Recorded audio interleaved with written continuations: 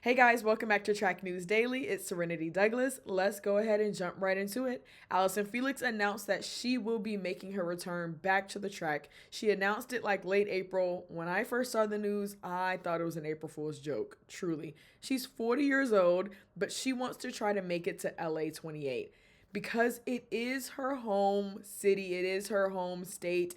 You know, she really wants to represent for the state of California. And she said in an interview that she would be mad at herself if she didn't at least try. But this is crazy, y'all. 40 years old. Allison Felix is absolutely my idol. But I'm also like, this is going to be hard. This is going to be really hard. She hasn't competed since 2022. And when she competed at Worlds, when it was in Eugene in 2022, she didn't make the 400 final, but she did end up going on the mixed relay. And then she came back again for one of the other relays. And it was good to see her back. She did not get to go home with a gold, but I think it was still the idea that like Allison Felix is back. And when she didn't make that 400 final, everybody thought that, dang, like that's the last thing that we're going to see from Allison Felix. But no, of course not.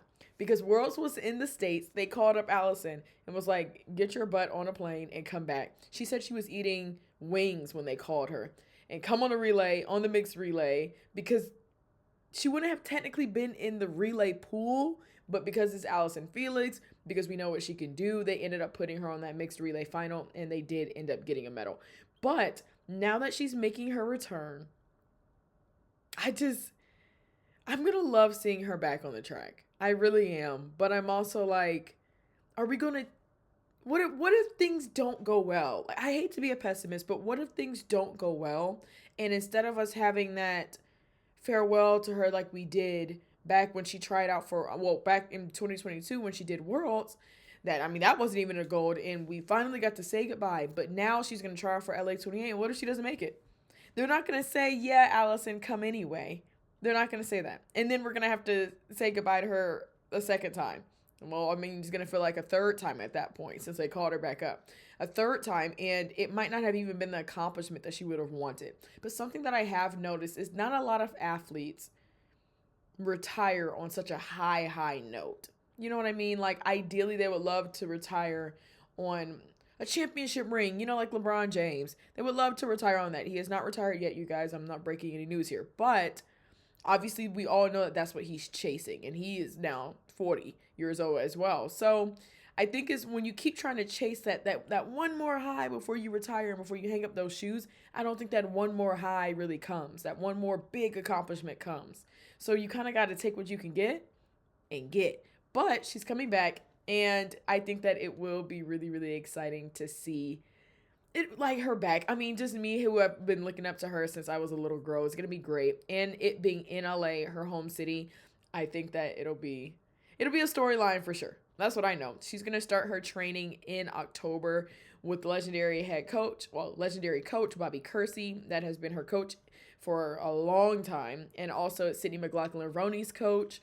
And they basically said like they're cooking up something, and she's gonna start her training in October for LA 28. It's like obviously everybody's training for that, but she's literally coming back specifically for that. She said that they have designed a specific workout plan exactly in a way that could, you know, ease her back in, because she is 40 years old, two kids in, you know, and she's been gone for a couple years. From what I've been seeing on her social media, though, she stays really fit, a lot more fit than I would have stayed if I just had the career I had. But I think ultimately it's gonna be good. It's gonna be good, and I'm excited to see it for sure. All right, y'all. We have talked about enhanced games already and how enhanced went, but now their CEO said that enhanced was such a success to the point where the CEO, is going to offer $10 million for breaking Usain Bolt's world record of 958 in the 100. I don't know. I think that for context, he said that the prize money for it was going to be 1 million at the first enhance that just happened about 2 weeks ago. Nobody broke it, obviously. Fred Curley won, but nobody broke the 958. And he said, you know what? Let's up the antics. 10 million. And while that sounds great, it also feels a bit tone deaf to me. Because then you're saying that, oh, money will do it, as opposed to talent, raw talent. Usain Bolt broke that record off of raw talent. Money didn't help that. There's no amount of money you can put on a record and people are going to say, "You know what? I'm all of a sudden fast now." And I all of a sudden have the ability to break a world record. That's not the way athletics works. It's just not. And then I also think that it's further damaging what we are doing, what they are doing to sport. I've already said that you can use performance enhancing drugs to compete. Okay. Now you're saying that they're going to up the antics maybe on the drug side as well to see if this record can be beaten. And I think that that is a dangerous game that they're playing. And I've spoken to some of the enhanced games athletes before, and they're like, basically, it's a matter of like, who's willing to die behind this world record, you know? Because 10 million is a lot of money. And there will be athletes that will try to go for it with the enhancements and in enhanced games, because that's a lot of money. But like I said, I think that it's further making the problem worse when it just kind of feels like, oh yeah, you just don't understand track. And even in his article, he said I've had the pleasure of going to so many great sporting events in the AT&T stadium. Okay, well it's not track. And in so many amazing stadiums in the Madison Square Garden arena, that's not track. Just say you've never been to a track meet, because that's just not the way track works. You can't just throw some money on there and say do it and then it's going to get done. That's just simply not the way it works. And I'm not interested to see how it goes. I'm not. I think that, like I said, is making the problem worse, to be completely honest. All right. Speaking of being too fast for your own good, the World Athletics entry standards have come out, you guys. And people are in a little bit of a frenzy. They are. But as times are starting to get faster, like the athletes are starting to get faster, the standards are going to keep getting faster. But just for a little comparison, for the men's standard, in 2025 for Worlds, it was 10 flat. This year is 995. This is the entry. The entry.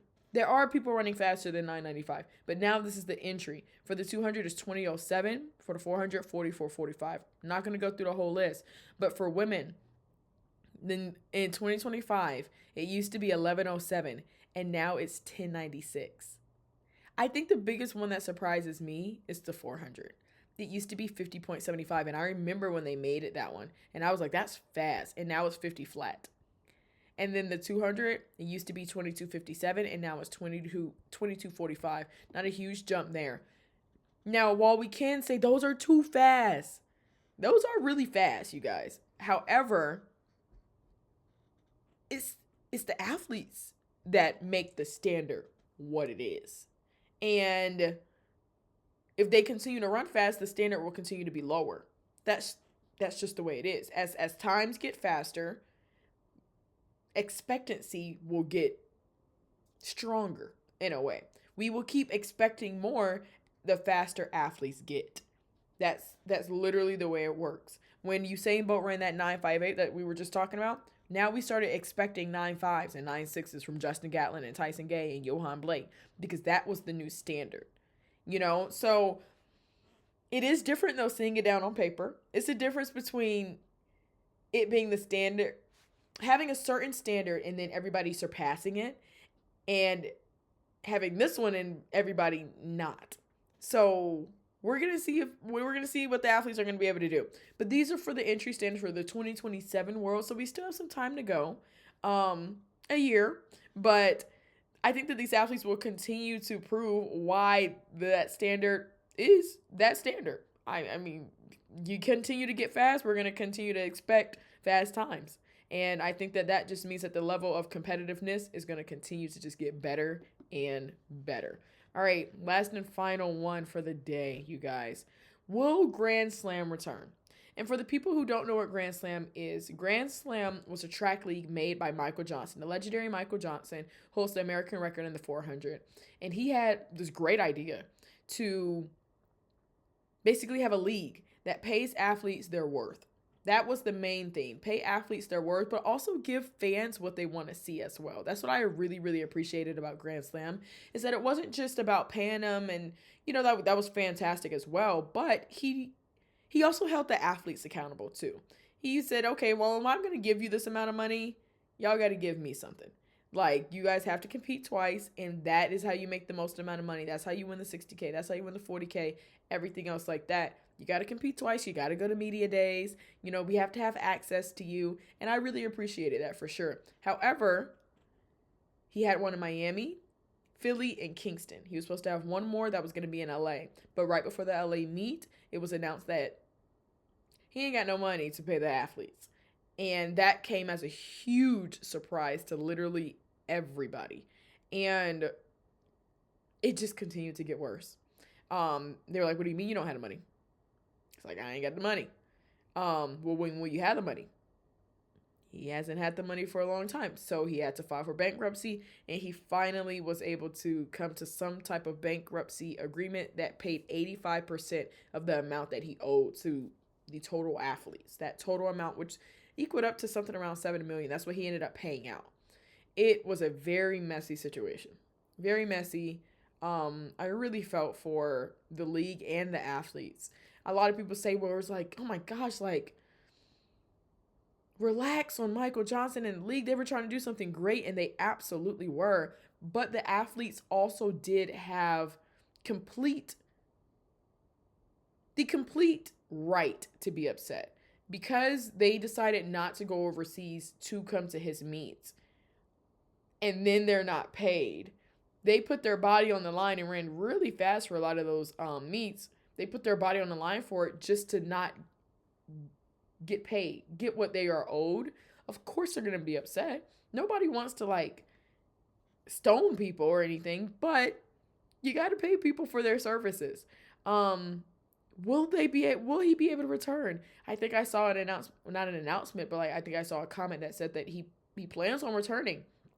However, I want to say Sebastian Coe from World Athletics, or USATF president, basically said that things will have to be restricted if Grand Slam wants to come back, or the process is going to have to be a little bit different so that this does not happen again. Because this was kind of giving, y'all remember that, what was it? It was a concert, and they didn't end up, the Fry Fest, it didn't end up cracking up what it presented to be. And people can really, really get in trouble for that. So in the same breath, Grand Slam, if it comes back, from what it sounds like, they have to go through certain restrictions to make sure you show that, like, this cannot happen again. And then I also wonder what athletes would want to do it again. I think I saw Melissa Jefferson one and said that she would do it again. And a couple other athletes said that they would do it again, because at the end of the day, they believe in it. And some of them were able to, they didn't lose money necessarily, but some of the athletes were able to wait, but a lot of the other athletes were like, that was money that was going to change my life. And they didn't get to get it for a long time. So I think it's kind of half and half. I would be really interested to see them come back. I think that track and field needs it. The more the merrier. The more the merrier. I just think maybe thinking a bit smaller next time and more controlled. Instead of like announcing 4 meets and this is how it's going to be, maybe do 1 and see how it goes and go back to the drawing boards, because track meets are expensive. Track meets are expensive. I've worked a lot of meets. I don't pay for any of them. But I've worked for a lot of meets and been in a lot of those meetings realizing how much they really cost. And I wasn't even at top-notch meets. And I'm like, this is how much things cost? Just for timing to come out here? Just for blocks out here? So I couldn't even imagine how much money that he was spending. So maybe doing it in a smaller capacity and then working your way up bigger, I think would be something that's something that people could get behind. The athletes as well. But that's to wrap up another Track News Daily, y'all. Make sure you guys are continuously subscribing, sharing it, and commenting. And give me your thoughts on everything that I talk about. Give me your thoughts. You do not have to agree with me. Let's disagree. Let's talk about it some more. But that is all for today.